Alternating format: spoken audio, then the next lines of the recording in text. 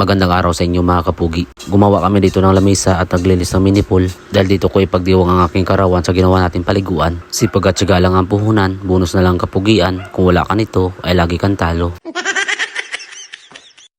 Dahil karawan natin ngayong araw, kaya maga pa lang ay kumuha na ako dito ng kawayan na gagamitin sa paggawa natin dito ng pansamantalang lamesa. At dito lang din ito malapit sa ginawa natin paliguan mga kapugi. Hindi ko pa natapos sa paggawa itong ating mini pool dahil sa abala pa ako sa paggawa ng promotional video para sa vlog and video making contest. At habang nagpuputol nga ako dito ng kawayan ay abala naman dito ang aking biyanan sa pag-alis ng mga damo dito sa gilid ng sapa. Lagi siya dito nag-aasikaso ng kanyang mga taniman at sa palibot itong ginawa kong paliguan. Ang dami niyang mga tanim na mga gulay mga kapugi. At bala ko sanang dito ko itatayo ang gagawin kong lamesa. Kaso napansin dito ng aking biyanan na medyo mataas daw at malapit sa may daanan. Kaya nung malagay ko na sana itong pangatlong paa, napagpasyahan ko na lang ito ilipat dito banda sa may gabi para medyo maluwang naman kapag may darating dito ng mga bisita. Mayat maya ay dumating naman dito ang aking bilas para tulungan ako dito sa paggawa ng gagawin kong lamesa. Mabilisan lang ito sa paggawa mga kapugi dahil mamayang tanghali ay gagamitin na ito para lagyan ng mga pagkain.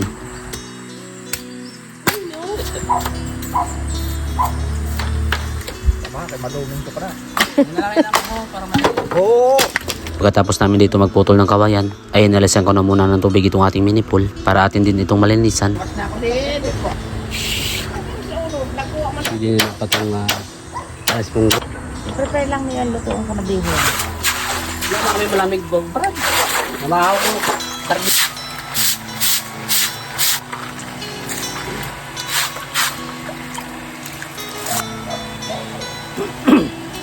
Tingnan nyo mga kapugi, bakit hindi naubos yung tubig dito sa loob dahil yun, merong malakas na bukal tsaka dun sa gilid. Yun. Tinakpan na namin yan kaso talaga hindi talaga maalis yung bukal niya.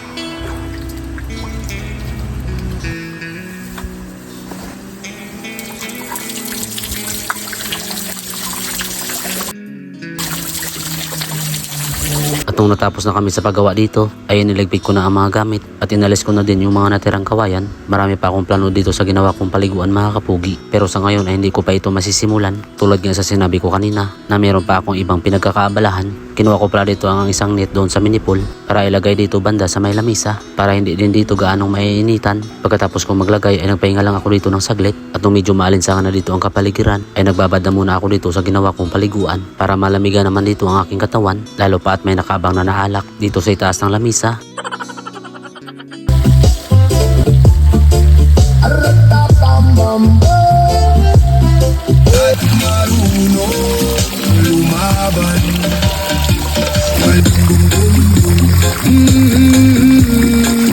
Balak ko din sanang maglitso ng manok dito sa sapa. Kaso kapos na tayo sa oras mga kapugi. Kaya nag-ihaw na lang ako dito ng bango sa gilid. Maglilitso na lang tayo dito ng manok kapag nakagawa na tayo dito ng kubo. Bali konti lang dito yung aking mga niluto. Dahil yung ibang mga pagkain ay binili ko na lang para hindi na tayo dito gaanong mapagod mga kapugi. Dumating na din dito ang aking biyanan na lalaki. Kaya nagbasag na ako dito ng yelo para magsimula na kami dito mag-inuman. Kakagising lang dito ng aking biyanan dahil kakatapos lang nilang magkanggot ng nyug doon sa itaas ng bundok. Mayat maya ay sunod-sunod na silang dumating dito na may dalang mga pagkain. Habang nagbibideo okay dito ang aking biyanan mga kapugi.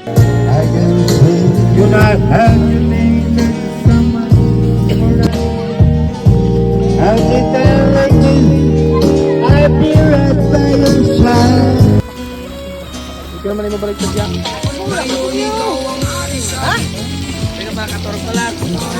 Kaya nagpapasalamat ako sa Panginoon at sa inyo mga kapugi dahil sa buong buhay ko ay ngayon lang ako nakapagdiwang ng aking kaarawan na ganitong kadaming pagkain sa aking harapan. Kaya salamat po Panginoon sa mga biyayang binigay niyo po sa amin at sa mga bumati po sa araw ng aking kaarawan. Maraming salamat po sa inyo mga kapugi. Kahit sa simpleng selebrasyon ay masaya akong naidaos ang aking kaarawan. Happy birthday! Huli na niya. Kaya si Chana! Ayaw, lami!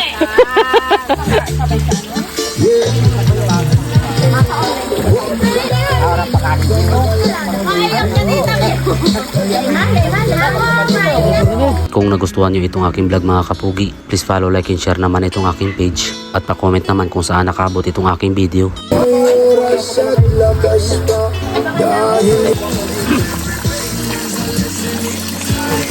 Sa mga nakaabot sa dulo ng aking video, maraming salamat at God bless sa inyong lahat.